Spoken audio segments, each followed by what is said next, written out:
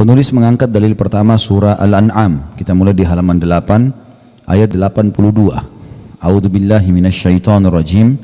Alladzina amanu wa lam yalbisu imanahum bidzulmin ulaika lahumul amnu wa hum muhtadun.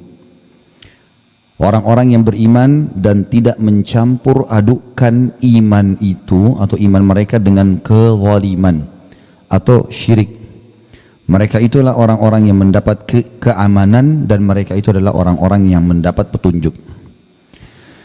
Saya akan rincikan ayat ini. Yang dimaksud dengan orang-orang beriman yang tidak mencampur adukkan iman mereka dengan syirik. Iman artinya tauhid. Mengimani Allah satu, maka dia hanya tunduk, patuh, ya, takut, cinta kepada Allah. Semua yang Allah perintahkan dikerjakan dan dia tidak butuh yang lainnya. Apapun yang sesuai dengan hukum Allah dipatuhi, apa yang tidak sesuai ditinggalkan. Walaupun dia harus dijauhi oleh seluruh manusia. Maka itu namanya tauhid, keimanan kepada Allah. Dan syirik adalah mempartnerkan Allah dengan makhluknya. Seperti orang-orang musyrik Mekah.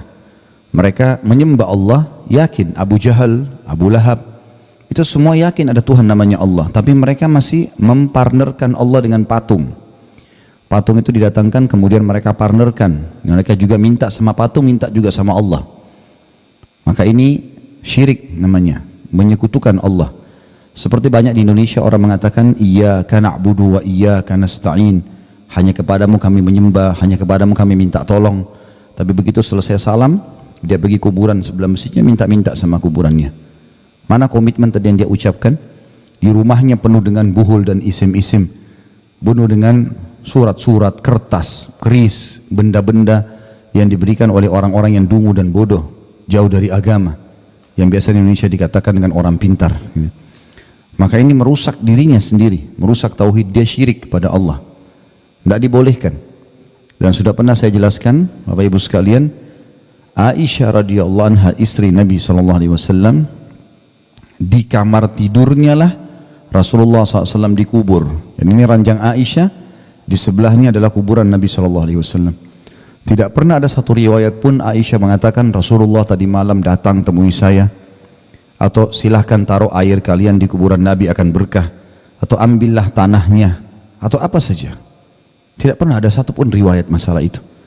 Dan kalau Rasulullah SAW saja tidak begini, dan tidak pernah ada satu pun riwayat sahabat datang mengusap-ngusap batu nisannya Nabi misalnya, atau meminta-minta pada Nabi di kuburan. Kalau Nabi saja nggak dikerjakan, bagaimana dengan orang lain?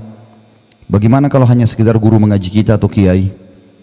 Kalau Rasulullah SAW saja tidak, bagaimana dengan yang lainnya? Ini syirik, menyekutukan Allah Subhanahu Wa Taala, tidak dibolehkan sama sekali. Ada juga fenomena syirik, mungkin akan ada babnya sendiri. Orang-orang yang kadang-kadang mempartnerkan Allah tapi dia tidak sadar. Seperti pernah kasus di Makassar waktu itu, saya diingatkan atau disampaikan oleh seorang pengusaha kayu yang sering bawa kayu-kayu dari Kalimantan. Dia bilang, Ustaz, di pelabuhan di sini di kota Makassar, sering kali kalau ada pengusaha baru mau luncurkan kapal barunya, maka dia sembelih kambing. Kambingnya bukan dibagiin ke anak yatim, makanin orang susah, bukan, disembelih dilempar di laut. Untuk apa, saya tanya? Supaya kapalnya tidak diganggu oleh penjaga laut. Ini syirik ini. Gimana caranya? Lautan, langit, air, udara, batu, segala macam ciptaannya Allah. Tidak pernah ada seperti ini. Yang menjaga lautan malaikat, yang menjaga langit malaikat, yang mengutus, yang mengerjakan semua pekerjaan ini, mengatur kadar air, kadar udara, malaikat yang diperintahkan oleh Allah Subhanahu Wa Taala. Syaitan-syaitan yang coba menyesatkan manusia dari pemahaman seperti itu. Ini bahaya sekali. Saya juga kemarin lewat di Jakarta, saya baru tahu kalau orang punya keyakinan, sebagian orang, semoga dikasih hidayah, itu setiap lewat terowongan, pasti mereka bunyiin klakson. Saya sempat pulang dari Bintaro waktu itu pengajian malam, mobil saya lagi masuk bengkel, saya diantar waktu itu sama panitia. Pas lewat terowongan lagi macet total, tiba-tiba klakson rame bunyi. Saya bilang, tidak sengaja, saya cuma bilang, orang-orang ini kenapa nggak sabar ya?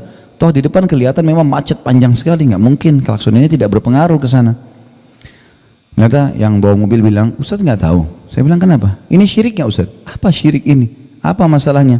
Dia bilang, orang-orang ini klakson bukan karena macet, Tapi karena berkeyakinan kalau lewat terowongan harus bunyiin klakson supaya penjaga terowongan tidak ganggu mobilnya. Hah? Sedangkal itu apa keyakinannya? Ini semua syirik ini. Ya.